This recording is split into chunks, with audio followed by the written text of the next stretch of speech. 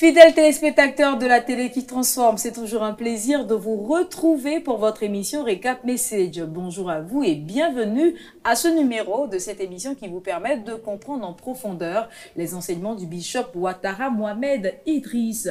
Et pour le faire, ce n'est pas moi qui m'y prête.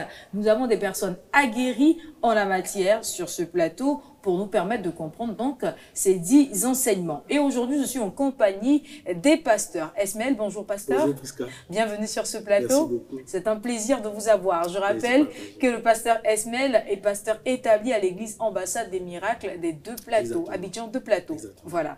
Et à ma droite, je suis avec le pasteur Ouattara Samuel. Bonjour pasteur. Bonjour Prisca. Bienvenue sur ce plateau. Merci. Je rappelle que vous êtes pasteur ici à l'église Ambassade des Miracles, enfin au siège, donc à la cathédrale des miracles. C'est cela. Avec vous aujourd'hui, nous allons décortiquer, nous allons comprendre en profondeur l'enseignement du bishop Ouattara Mohamed Idriss qu'il a donné le 9 mars 2025.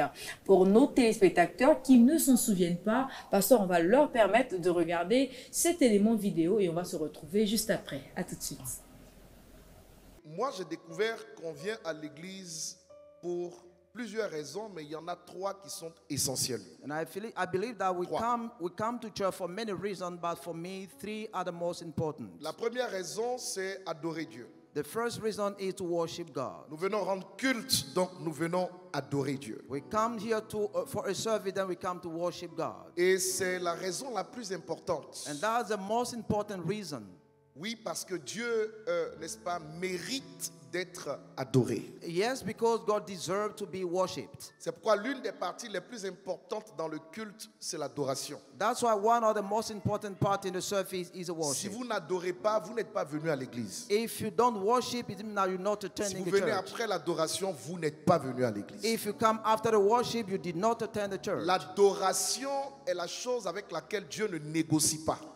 Worship is a thing with which God does not Et negotiate. c'est une chose fondamentale, très importante, n'est-ce pas, pour notre Seigneur. It is a fundamental thing, a thing that's very important for our Lord. D'ailleurs, si vous regardez ailleurs dans ce que les autres appellent des religions, puisque le christianisme n'est pas une religion, c'est une question de relation personnelle avec Dieu. In other religions, you may notice it, but you must know that religion is not just a question of a personal relationship with God. Yes.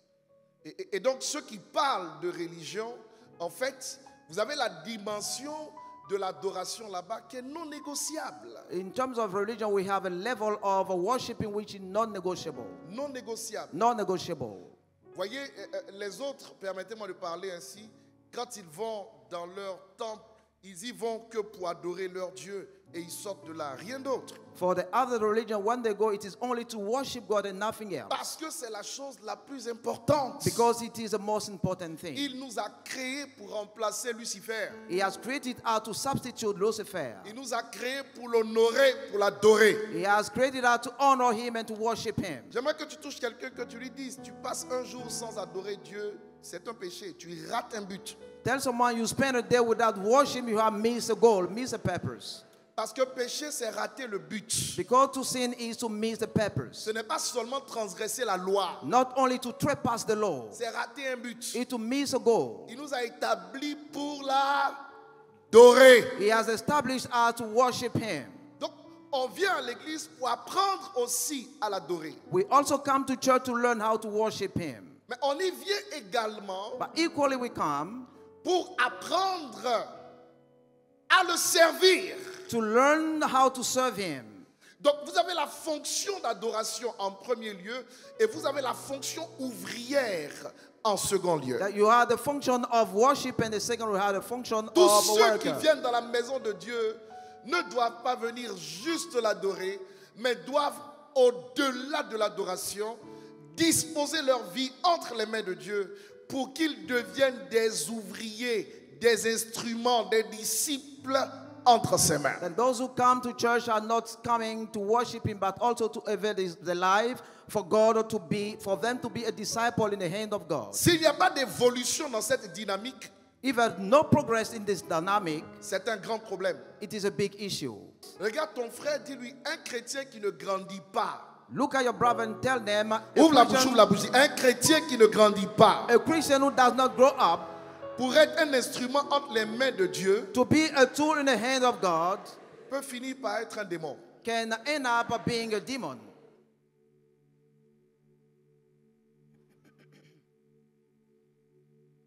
Être calme. Hein? You quiet. C'est pourquoi j'aimerais que tu secoues ton frère d'à côté et que tu lui dises, tu n'as pas d'autre choix que de le servir et c'est ce qui montre ta maturité. Share your brother and tell them you must serve him. It is what shows your maturity. Et donc quand on devient ouvrier entre les mains de Dieu, When you become a laborer in the hand of God, l'objectif the purpose, final, the final purpose, c'est de transmettre is to transmit la parole de Dieu. the word of God. L'objectif final, c'est de rendre témoignage. The final purpose is to testify. C'est ce que certains appellent prêcher. This is what many call preaching. Donc, moi, je ne dirais pas simplement prêcher, parce I que will- ça, c'est vague. I will not simply say preaching because La it Bible is dit, simple. vous recevrez le Saint-Esprit, Actes chapitre 1, verset 8, et vous serez mes témoins. The Bible says you receive my spirit and you be my witnesses. Donc le but pour lequel on reçoit l'Esprit, c'est pour témoigner de Christ.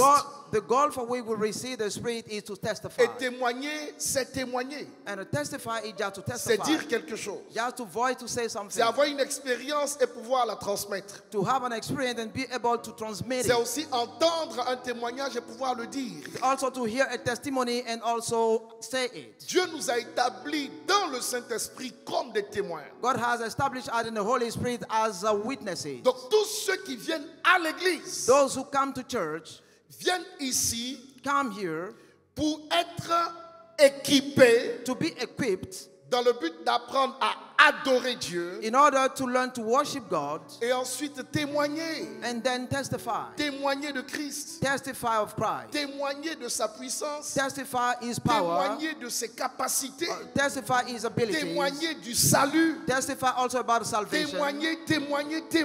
Testify again and again. C'est la seconde raison et c'est une raison très importante. This is the second reason. It's the most important, very Et important. puis je dirais que la dernière raison majeure And the last and the main reason pour laquelle nous venons à l'église, for which we come to church c'est recevoir des clés is to receive keys qui vont nous ouvrir le ciel, that will open the heaven for us, qui vont nous permettre de sortir d'une situation difficile that will allow us to come out of a difficult pour aller hardship vers une solution, vers un miracle. and to go to a miraculous solution. Ça, à ce niveau-là, on parle des clés que Dieu donne, on parle des grâces que Dieu donne. At the level we talk about the graces that God distributes. On ne vient pas à l'église premièrement pour recevoir ça. First of all, we don't attend to church to receive this. Ça, je le mets dans l'ordre des choses au troisième niveau. I put it at the third level. On y vient d'abord pour adorer Dieu. First of all, we come to worship God. On y vient ensuite pour servir Dieu. We also come to serve God. Et puis on y vient pour recevoir de Dieu. And then we come to receive from God. Dis avec moi, adorer Dieu. First, say worship God. Parle fort. Adorer Dieu. First, worship God. 2, servir Dieu. Second, serve God. 3, recevoir de Dieu. Third, receive from God.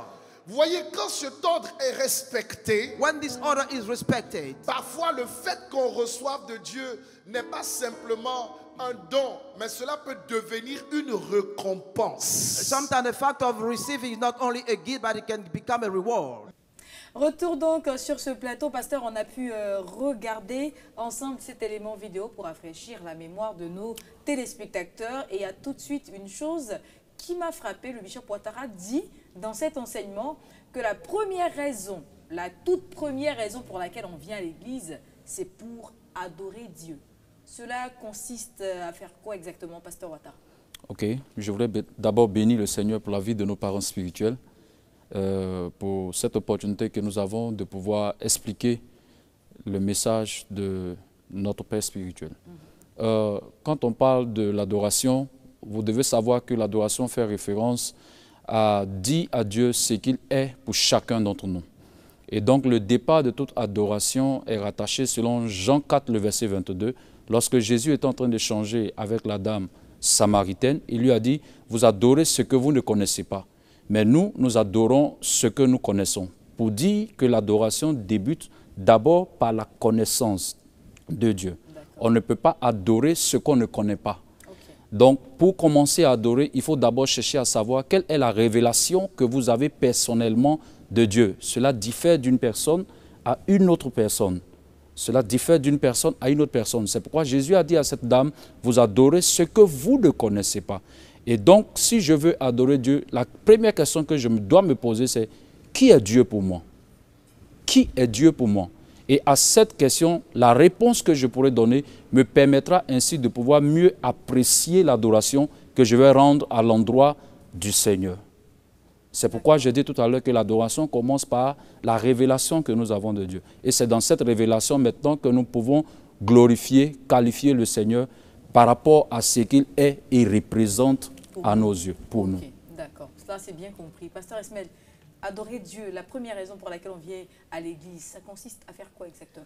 Avant tout propos, je voudrais saluer les téléspectateurs et téléspectatrices de Miracle TV+, que la grâce et la faveur vous soient multipliées. Aussi, honorer le Seigneur Jésus-Christ pour la vie de nos parents spirituels qui nous donnent l'opportunité d'interpréter leur message. Comme tu l'as mentionné, qu'est-ce que l'adoration? L'adoration, c'est rendre un culte à Dieu pour ce qu'il est pour nous par le canal de moyens d'expression.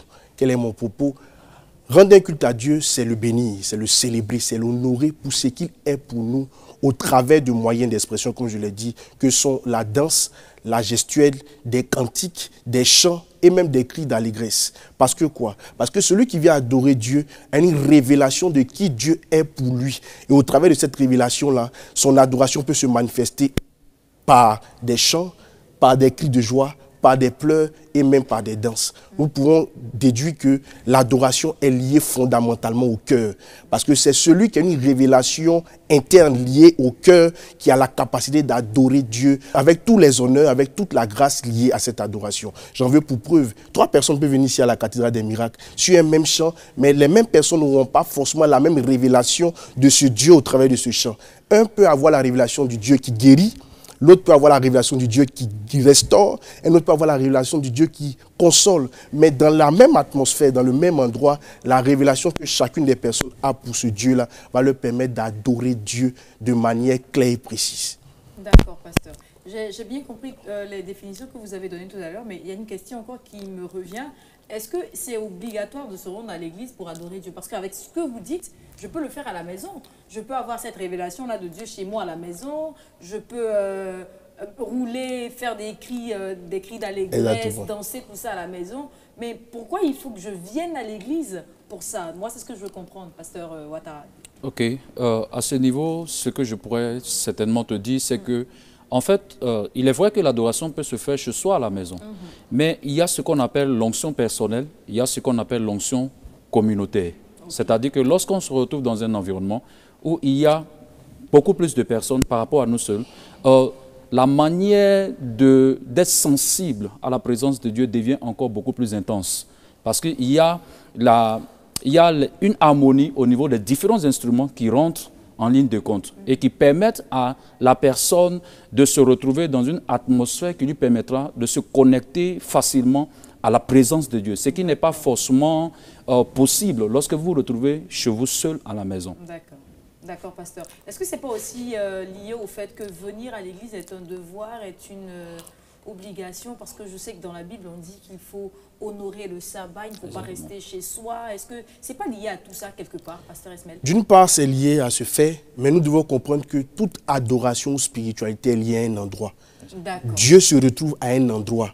C'est vrai que Dieu a créé toute la terre, mais Dieu se retrouve à un endroit. Et cet endroit, c'est l'église. C'est à cet endroit-là que nous pouvons communier avec lui. C'est à cet endroit-là que nous pouvons être dans une romance prophétique au travers du Saint-Esprit par l'adoration. Donc nous devons comprendre que Dieu se trouve dans un endroit à l'église et venir à l'église, venir dans sa présence pour l'adorer, comme le pasteur l'a dit, dans une atmosphère communautaire, dans une atmosphère fraternelle, nous donne encore plus l'assurance de le redécouvrir dans une certaine dimension, dans d'autres phases, au nom de Jésus. Dit comme ça, c'est vraiment bien compris et j'espère que les téléspectateurs nous suivent également. Le bishop Ouattara, il poursuit en donnant la deuxième raison pour laquelle il faut venir à l'église, mais ce qu'il nous fait comprendre, c'est que pour cette raison-là, il y a la notion de la croissance. Donc, il nous parle de la croissance en Christ pour pouvoir, j'ai envie de dire, entamer la deuxième raison pour laquelle on vient à l'église. Et cette deuxième raison, c'est servir Dieu.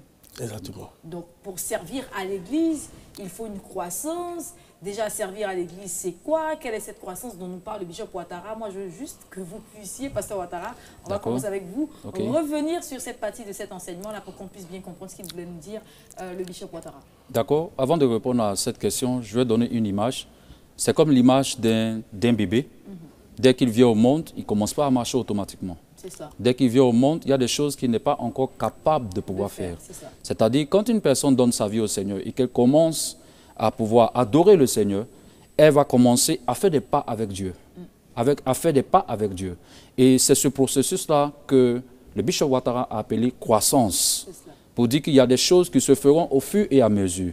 Et c'est dans cette croissance que cette personne sera amenée à pouvoir servir Dieu. C'est quoi servir Dieu? La Bible nous dit selon Éphésiens 4, les versets 11 à 12, que lorsque nous venons à l'église, la finalité c'est de quoi? Au travers des 5 ministères, c'est de pouvoir exercer l'œuvre du ministère. C'est de pouvoir exercer l'œuvre du ministère. Donc, et quand on fouille dans, puisque le Nouveau Testament a été écrit en grec, quand on fouille le mot ministère, ce qui veut dire diaconia, ça veut simplement dire service. Donc, nous venons à l'église pour que, au travers des enseignements que nous recevons, que nous soyons outillés, que nous ayons la capacité de pouvoir apprendre à servir Dieu. Et d'ailleurs, c'est ce que la Bible nous dit selon Acte 1, le verset 8. Vous recevrez une puissance, le Saint-Esprit survenant sur vous, et vous serez mes témoins. Donc, nous recevons le Saint-Esprit pour témoigner, pour servir Dieu. Parce que par mon témoignage que je rends à une personne qui ne connaît pas le Seigneur, c'est servir Dieu. Ce n'est pas seulement ce qu'on fait au sein de l'Église. Il y a ce que nous faisons aussi en dehors de l'Église qui fait partie aussi du service que nous rendons à l'endroit de notre Dieu. Une personne qui sert Dieu, c'est une personne qui montre qu'elle est en train de grandir dans sa marche avec Dieu. Et d'ailleurs, Dieu recherche des serviteurs. C'est pourquoi il a dit à David, j'ai cherché David, mon serviteur. Et c'est celui-là que j'ai oint. Merci, pasteur Ouattara, pour cette explication. Pasteur Esmel, le bishop Ouattara nous dit que la deuxième raison pour laquelle on vient à l'église, c'est pour servir Christ. Et à ce niveau-là, il fait mention de la croissance en Christ. Qu'est-ce qu'on doit comprendre par là? Comme tu l'as mentionné, la première condition, c'est l'adoration. La deuxième condition, c'est le service. Mais pour servir réellement le Seigneur, il faut grandir. C'est pourquoi que lorsque nous donnons notre vie à Jésus-Christ, il y a un processus à suivre. Et c'est dans ce processus-là que le Seigneur nous équipe afin d'être un instrument entre ses mains. Et au travers de ce processus, nous avons la capacité de bien le servir. Parce que pour servir Dieu, il faut servir Dieu selon sa pensée.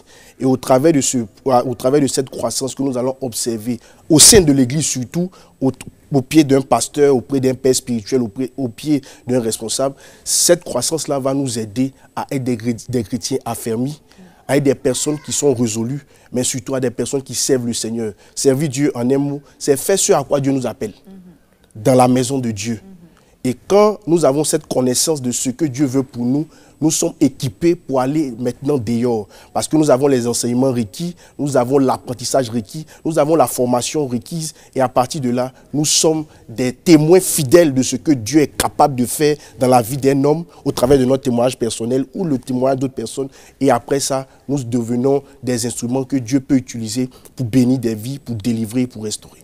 D'accord. Donc, en gros, pour pouvoir accéder à la deuxième raison, pour pouvoir mettre en pratique la deuxième raison pour laquelle on vient à l'église, il faut grandir en Christ, il faut croître, parce que c'est ce qui nous permettra de manifester cette seconde raison-là, notamment servir Christ. Exactement. Il poursuit son enseignement, cher pasteur, et il nous dit que la troisième raison pour laquelle on vient à l'église, c'est maintenant pour recevoir de Dieu. À ce niveau-là, j'ai un peu souri parce que, écoutez, quand on vient à l'église, on se dit, on vient demander Seigneur, donne-moi, Seigneur, donne-moi. Mais en fait, en réalité, avec ce que le bishop Ouattara nous dit, c'est en troisième position, pasteur Ouattara. Exactement. En fait, la raison pour laquelle une église existe, c'est d'abord pour nous permettre d'apprendre de Christ.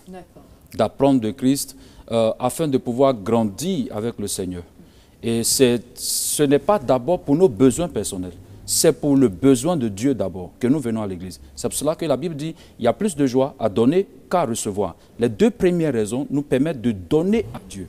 Et c'est quand nous finissons de donner à Dieu que maintenant nous sommes éligibles pour pouvoir aller à la troisième dimension qui nous permet de pouvoir entrer maintenant dans la dynamique de la réception. Okay. C'est dans ce contexte-là que le Bishop Ouattara nous a enseigné que ces deux choses sont fondamentales pour nous ramener à centrer d'abord nos yeux sur Christ avant nous-mêmes. Parce que quand on parle de la réception par rapport aux besoins que nous avons, c'est nous-mêmes d'abord, pas les autres. Or, l'adoration et le service nous permettent d'abord de regarder vers Dieu et de regarder vers les autres. Et quand ces deux choses sont atteintes, maintenant, nous pouvons aller au troisième niveau. Merci, Pasteur Ouattara. Pasteur Ismaël, la troisième raison pour laquelle on vient à l'église, c'est enfin. Un chrétien dira enfin. On vient pour recevoir de Dieu, Pasteur. Cette question doit être nuancée. Parce que le Bishop Ouattara Mohamed Idriss, au travers de cette troisième question, met en lumière le process à suivre pour recevoir de Dieu. Parce que pour recevoir de Dieu, d'abord, il faut l'adorer. Après l'adoration, il faut le servir. Après l'observation de ces deux premières conditions, le Seigneur maintenant nous donne les clés. Par les clés, c'est les moyens par lesquels nous ouvrons le ciel, où nous décantons des situations qui sont opiniâtres dans notre vie. Donc nous devons comprendre que lorsqu'on vient à l'église, la première des choses, c'est d'adorer Dieu. C'est le célébrer. Les deux premières conditions nous connectent à Dieu directement au travers de notre cœur. Parce que celui qui adore, c'est celui qui est connecté au travers de son cœur à Dieu. Celui qui sait, c'est lui qui est connecté à Dieu au travers de son cœur, au travers de son intimité. Maintenant, la troisième chose, c'est Dieu qui récompense celui-là même qui l'a adoré et qui l'a servi. Donc nous devons comprendre de manière simple et succincte que tu ne peux recevoir de Dieu si tu ne l'adores pas et tu ne le sais pas. Clair. Franchement, voilà qui est clair. C'est vrai que ça pourrait faire un pincement au cœur quand même, parce que quand on vient à l'église, on est tout de suite prêt à demander à Dieu parce qu'on a des besoins et tout. Mais écoutez, Dieu, il est process. Avec ce que vous êtes en train de dire, cher pasteur, on comprend que le Bishop Ouattara nous fait comprendre que Dieu, il est vraiment process. Il y a des étapes et on ne saute pas les étapes pour pouvoir recevoir de Dieu. Il faut respecter ces deux premières conditions, notamment l'adorer, ensuite le servir pour finalement pouvoir recevoir de lui. Le Bishop Ouattara a poursuivi dans cet enseignement. Franchement, il y a beaucoup de choses qu'il a ressorties. On va vous permettre, chers téléspectateurs, de regarder à nouveau un extrait vidéo et on reviendra juste après pour en parler. À tout de suite. Naturellement, on ne peut pas, à un certain degré, expérimenter des miracles de la part du Seigneur si nous-mêmes, nous n'apprenons pas à être fidèles dans sa maison. It means that we cannot experience the miracle from God if we don't learn to be faithful in His house. Claque des doigts et dit, la fidélité doit être de mise. Stab your finger and say, we need really to be Parler faithful. avec conviction et parler avec révélation. We need to put the focus on the miracle, on the service. Dieu ne travaille pas avec des hommes instables. God does not work with those who are unstable. Dieu ne travaille pas avec des gens qui changent du jour au lendemain pour rien. Those are not with those who change overnight for nothing. Ce ne sont pas des gens sur qui il peut s'appuyer, sur qui il peut compter. God cannot lean on this kind of people. Dieu travaille avec des gens stables. God works with those who are stable. C'est pourquoi il a appelé Simon Pierre. That's why he called Simon Parce Peter. que Simon c'est l'instabilité, mais Pierre c'est la stabilité et la solidité. Because Simon is instability, but Peter is Il dit, stability. tu ne peux pas travailler avec moi si tu n'es pas une pierre. He said, you cannot work with me if you are not a stone. Si tu n'es pas lourd, si tu n'es pas stable, If you are not heavy, if you are not stable. si tu ne pèses pas. If you don't weigh. Et ça, ce sont des traits de caractère. And these are the features.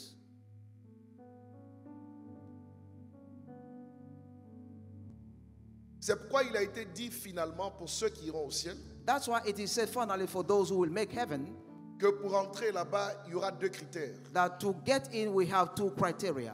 Ceux qui se tiendront aux portes diront bon et fidèle serviteur. Those who will stand at the gate will say good and faithful servant. Le bon, l'aspect du mot bon, The good ones c'est la compétence. is a skill. La fidélité, Faithfulness c'est la loyauté. is a loyalty. Donc parfois, certains sont... vous avez des personnes qui sont loyales et qui ne sont pas bonnes. sometimes some are loyal, but they are not good. Et tu peux être loyal et tu peux être incompétent. You can be loyal and be unskillful. Et vous avez des personnes parfois qui sont compétentes, mais qui ne sont pas fidèles. But sometimes some are skillful, but are not faithful. Et Dieu dit, And God says, ces deux critères-là, il ne négocie pas avec. Il faut que ce soit ensemble. it does not negotiate with those two criteria. They must Tout be ce qu'elle veut dire, together. il faut que tu sois compétent et il faut que tu sois fidèle, loyal. Tell someone you need to be skillful and also be loyal. En réalité, In a reality, la puissance d'un homme de Dieu the power of a man of God se déploie en fonction de l'environnement dans lequel il est. is deployed according to the environment. Et se déploie dans la dimension de la foi que ceux qui sont en face de lui placent en l'onction sur sa vie. It also goes according to the faith that a man put in him. Tu reçois d'une onction que tu honores. You receive from an anointing that you honor. Et il y a des niveaux et des dimensions dans l'honneur. And there are level and dimension in honor. C'est la manière dont vous prenez l'onction, c'est la même manière dont l'onction vous prend. The same way you consider the anointing, the same way it also considers you. Comment on peut être près d'un barrage et être dans le noir? How can we be next to a dam and be in the dark? La faute à qui? Who is the fault? La faute à qui? Who is the fault? Ce que tu crois What you believe in, que Dieu peut te donner par ma bouche, that God can give you by my par mouth, mes mains by my hands, ou par l'huile sur ma tête, or by the oil over my si head. tu le crois fortement, If you believe strongly, il n'y a pas de raison que tu ne puisses pas l'avoir. there's no reason for you to have it. Mais je suis désolé, je ne peux pas croire à ta place. But I'm sorry, I cannot believe for you. Ce que les réseaux sociaux font aujourd'hui, c'est de détruire non pas la foi en Christ, mais la foi en loin de Dieu. The social network are not destroying the faith, but the belief in an anointed man of God. Mais tu ne peux rien recevoir d'un homme de Dieu en qui tu ne crois pas. You cannot receive anything from Rien. God you do not believe in, nothing at all. Retour donc sur ce plateau après avoir regardé cet extrait de la prédication du bishop Ouattara du 9 mars 2025. Dans cette deuxième partie, pasteur, le bishop Ouattara nous fait comprendre que Dieu établit un oint sur une église pour permettre aux fidèles d'opérer dans les trois dimensions qu'on a évoquées dans la première partie de notre émission, donc notamment adorer Dieu, apprendre à servir Dieu et recevoir de Dieu. Et là, il nous dit que pour recevoir de Dieu, donc dans la troisième raison pour laquelle on vient à l'église, il y a des conditions. La première chose, il nous dit qu'il faut être compétent et loyal. Exactement. Compétent. Moi, je pensais que déjà, les conditions, c'était juste d'adorer, ensuite de servir, mais il y a, apparemment dans la troisième catégorie, il y a une autre condition, il y a la notion de la compétence, Exactement. de la loyauté. Pasteur Esmel, qu'est-ce qu'on va comprendre en fait finalement? Nous devons comprendre au travers de la compétence et de la loyauté les points suivants. La compétence fait référence à l'excellence, à ce qui est bon, à ce qui est agréable à faire dans la maison de Dieu. Je prends l'exemple d'une personne qui est au cleaning. Cette personne-là manifeste la compétence dans la mesure où la manière même de nettoyer les toilettes, les latrines se fait avec beaucoup d'emprunt. On sent que cette personne-là fait ce service avec passion, nettoie avec passion et enlève les moindres tâches parce qu'elle veut que tous ceux qui viennent reconnaissent la propriété des lieux. Pour celui qui est loyal, je voudrais dire que la loyauté fait référence à la fidélité. Dieu bénit celui qui est fidèle. C'est pourquoi le bishop Ouattara Mohamed Idriss aime souligner ce fait. Dieu bénit celui qui est fidèle dans le parcours. Donc la fidélité à Dieu, la fidélité à un père spirituel, la fidélité à une église locale nous donne les empreintes et les marques requises pour être béni par Dieu. En un mot, nous devons savoir que celui qui veut être béni par Dieu doit faire les choses de la très belle des manières. Être compétent, c'est faire des choses de la très belle des manières et de manière excellente. Et celui aussi qui veut être béni par Dieu se doit d'être fidèle. Fidèle à Dieu, fidèle à ses principes et fidèle à une église locale et à ses parents spirituels. D'accord. Merci, pasteur, pour cette explication. Je me tourne vers le pasteur Ouattara. Alors, pour recevoir de Dieu, apparemment, il y a une autre condition encore. Il faut être compétent et loyal. Ça veut dire quoi être compétent et loyal, puisqu'on est dans la maison de Dieu? Exactement. Ce que je pourrais dire, en plus de ce que le pasteur a dit tout à l'heure, c'est que la notion de la compétence fait référence au fait de valoriser la grâce que Dieu vous a donnée. Je vais, pour expliquer mon propos, prendre cette illustration de la Bible concernant ces 3 serviteurs auxquels un maître avait remis des talents. Un avait reçu 5 talents, un deuxième avait reçu 2 talents, et le troisième avait reçu 1 talent. Et le maître était allé en voyage, et à son retour, chacun devait lui rendre compte des capacités, des talents qui lui avaient été accordés. Et quand il est revenu, le premier a pu valoriser les 5 premiers talents, il en a reçu encore 5 supplémentaires. Le deuxième aussi a pu valoriser, et le troisième n'a pas pu valoriser en donnant la raison suivante, que son maître était méchant et qu'il avait peur, et qu'il a enterré le talent. Donc parler de la compétence ici, selon ce que le bishop aussi a expliqué, c'est le fait de mettre en valeur la grâce que Dieu vous a donnée.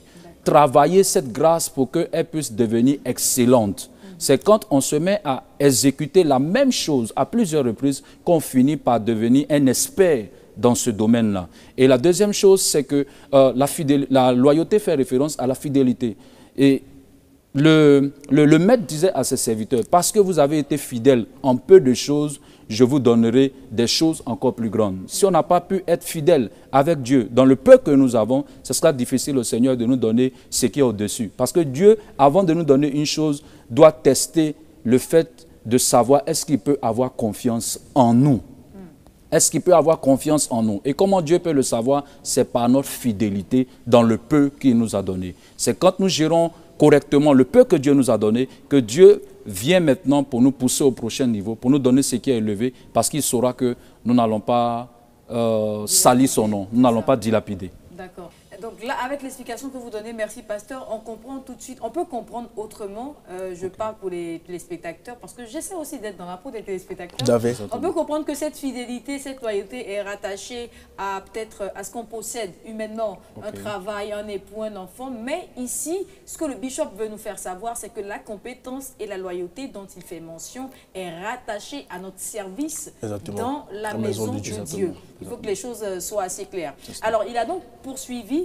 Et dans cet enseignement, il a sorti une expression, une vie miraculeuse. Donc quand il poursuit son enseignement, il nous parle des prérequis qu'il faut pour nous vivre cette vie miraculeuse. Il a notamment parlé de Jésus qui n'a fait aucun miracle quand il se retrouvait à Nazareth, qui est, j'ai envie de dire, sa ville natale, là où il a grandi, mais il arrive quelque part, loin de Nazareth, en dehors de cet environnement, et il réussit à faire des choses incroyables, selon le livre de Marc, le chapitre 6. Donc, qu'est-ce que le bishop Ouattara veut qu'on comprenne clairement en prenant cet exemple de Jésus dans un environnement et de Jésus dans un autre environnement? Pasteur Ouattara. Ok, je pense que ce que le bishop Ouattara veut nous expliquer, c'est que en fait, le niveau d'opération de la puissance de Dieu dans la vie d'un oint de Dieu est fonction de l'environnement dans lequel il se retrouve. Si dans l'environnement, les personnes sont accessibles, ont un cœur ouvert à la grâce que Dieu a déposée dans la vie de son serviteur, de son oint, l'onction pourra accomplir des exploits. L'onction pourra accomplir des prodiges. C'est pourquoi Jésus s'est retrouvé à Nazareth, malgré le fait que Jésus avait la capacité, et d'ailleurs la suite nous le dit, selon ce que le bishop nous a dit, quand il s'est retrouvé, il a multiplié les pains. Il a fait d'autres miracles dans d'autres environnements. Mais pourquoi à Nazareth ça n'avait pas marché? Parce que là-bas, en fait, les hommes de Nazareth le voyaient comme le fils du charpentier. C'était la révélation qu'ils avaient de Jésus. C'est le fils de Joseph, c'est le fils de Marie, on le connaît ici. Donc cette familiarité qu'ils avaient avec Jésus-Christ a fait en sorte que leur cœur était fermé à la grâce de Dieu. Laissez-moi dire ceci, c'est que en fait, la familiarité avec un oint de Dieu tue l'onction, empêche l'onction de Dieu qui a dans la vie de cet oint de Dieu de pouvoir nous restaurer, nous visiter. Nous devons travailler pour que dans nos cœurs ne soient pas fermés à la grâce de Dieu.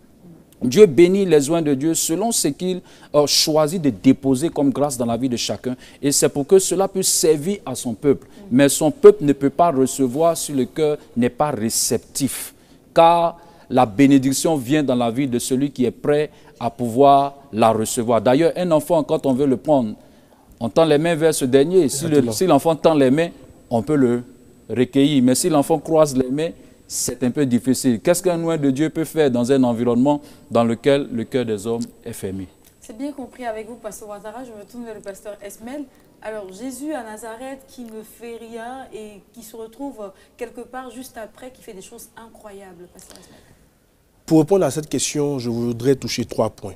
Comme l'a mentionné le pasteur Ouattara, le premier point, c'est le point de l'environnement.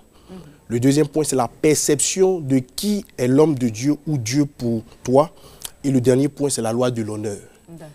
L'environnement joue pour beaucoup relativement à la manifestation d'une grâce. Jésus se retrouve à Nazareth en Marc 6, 1 à 7, mais il n'arrive pas à se déployer. Pourquoi? Parce que l'environnement est hostile. Le cœur des hommes est fermé.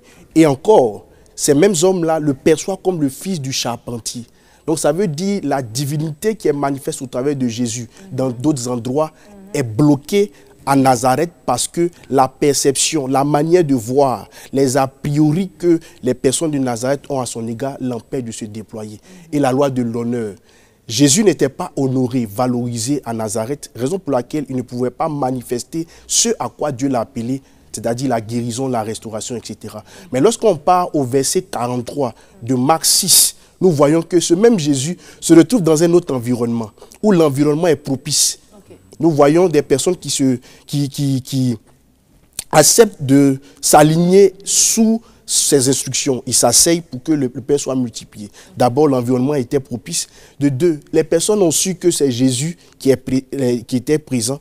Et pour terminer, la loi de l'honneur. Ils ont honoré la présence de Jésus. À partir de là, lorsqu'il a juste rendu gloire à Dieu, la multiplication s'est produite. Donc, pour toute personne qui veut expérimenter Dieu, qui veut expérimenter l'onction qui repose sur un oint de Dieu, il faut d'abord créer l'environnement propice, avoir une perception claire de qui est l'homme de Dieu pour toi et manifester la loi de l'honneur. Honorer un homme de Dieu, ce n'est pas le vénérer.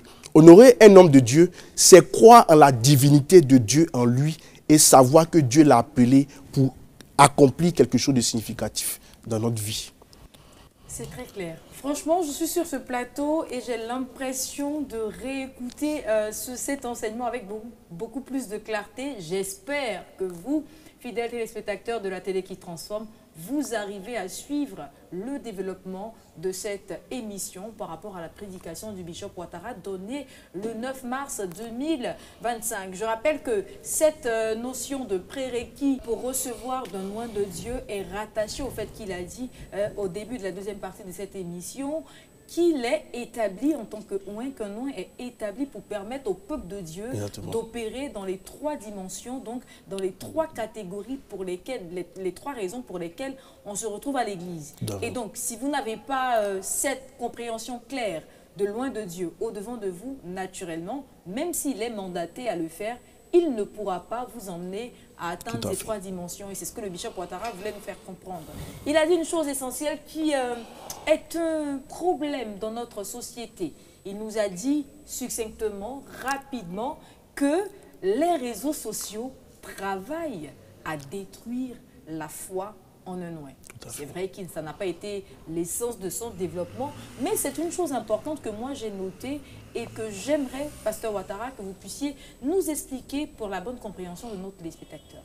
En fait, la société d'aujourd'hui, selon le fait que le Saint-Esprit habite en l'homme, nous amène directement à aller dans la direction du Seigneur sans avoir besoin de faire recours à un homme de Dieu qui peut prier pour nous. Je pense que la dynamique dans laquelle les réseaux sociaux vont, c'est dans cette dynamique-là. Mais en fait, je pense que le verset qui est donné est mal interprété. Quand il a dit « Maudit soit celui qui place sa confiance en un homme ». La suite du verset dit « Celui qui met son appui sur l'homme et se détourne de Dieu ».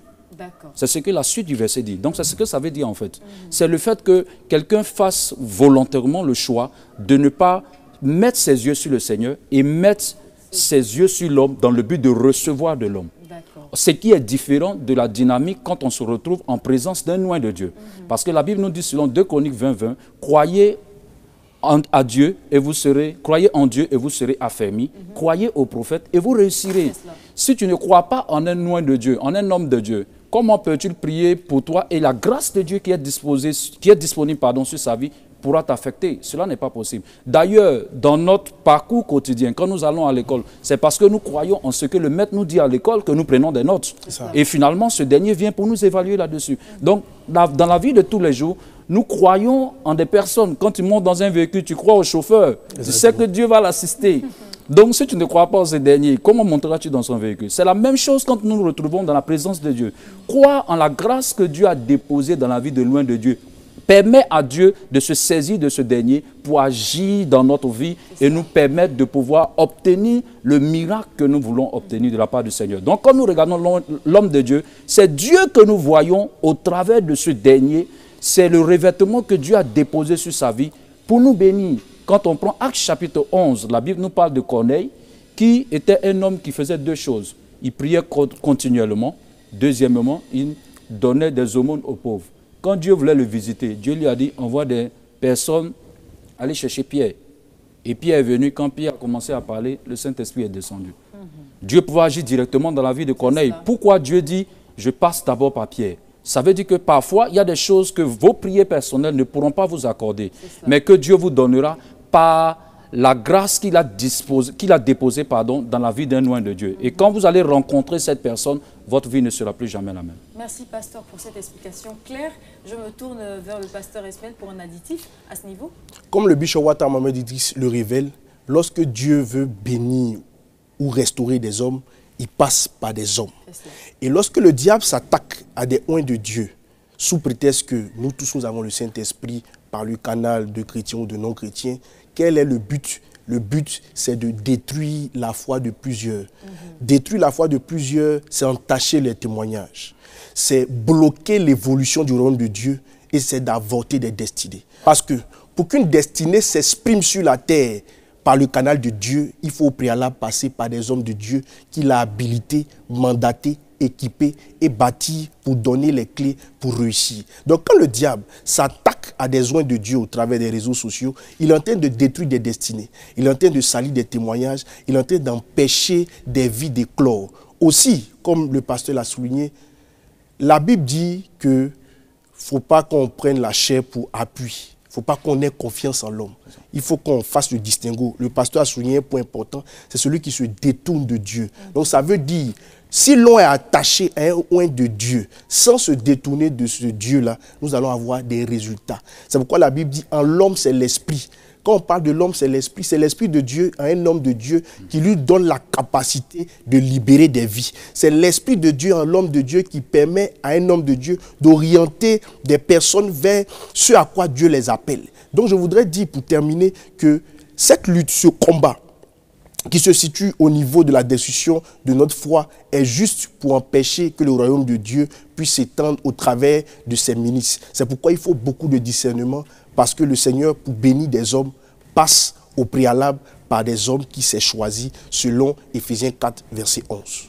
Merci énormément, pasteur, pour cet additif, pour toutes ces explications qui nous permettent de comprendre cet enseignement du bishop Ouattara donné le 9 mars 2025. Avec ce dernier point, je comprends que le diable travaille à ce que sur les réseaux sociaux, les gens se mettent dans une position d'autosuffisance en Christ, en disant qu'on n'a vraiment pas besoin d'un oint de Dieu, alors que même dans la vie courante, on a toujours besoin de son voisin, de quelqu'un à côté, qui nous donnera ce qu'on veut, même si on l'a demandé à Dieu. Dieu utilisera un humain pour nous donner ce qu'on lui a demandé, même si il nous parle directement.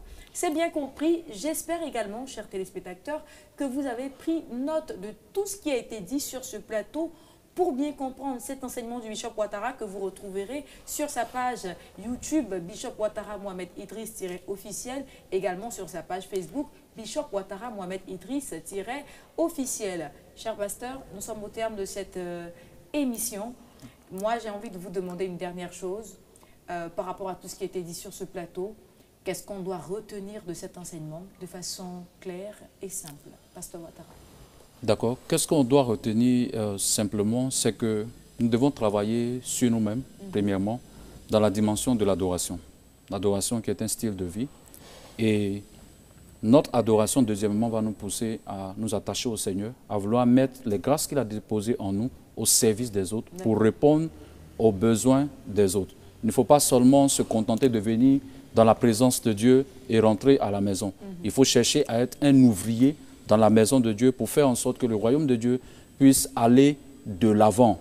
Et il faut avoir son cœur ouvert à loin de Dieu, que Dieu met au devant de vous, afin que votre vie puisse expérimenter les clés que Dieu lui a données, qui vous permettront de pouvoir voir votre vie se retrouver au niveau où Dieu l'avait positionné avant que vous ne soyez sur cette terre. D'accord. Merci, Pasteur Ouattara, pour ce résumé. Pasteur Esmen.